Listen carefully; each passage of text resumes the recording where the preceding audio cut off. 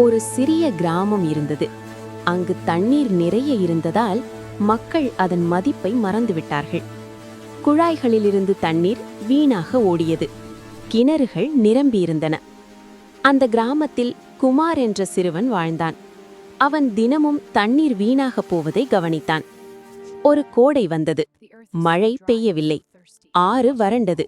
கிணறுகள் காலியானது. மிருகங்களும் பறவைகளும் தாகமாக இருந்தன. ஒரு நாள் குமார் ஒரு சிறிய பறவையை பார்த்தான். அது தண்ணீர் இல்லாமல் சோர்ந்து கிடந்தது. குமாரிடமிருந்த கடைசி ஒரு துளி தண்ணீரை எடுத்துக்கொண்டு அந்த பறவைக்கு கொடுத்தான். அந்த பறவை சிறிது வலிமை பெற்று பறந்து சென்றது. அடுத்த நாள் வானம் கருமையாக மாறியது. மேகங்கள் ஒன்று கூடியது. மழை மெதுவாக பெய்ய ஆரம்பித்தது. கிராமம் மீண்டும் உயிர் பெற்றது. அன்று முதல் மக்கள் தண்ணீரை வீணாக்கவில்லை. பாடம்: ஒரு துளி கூட ஒரு உயிரை காப்பாற்றும்.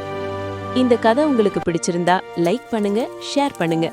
மறக்காம நம்ம சேனலை சப்ஸ்கிரைப் பண்ணிக்கோங்க. நன்றி, வணக்கம்.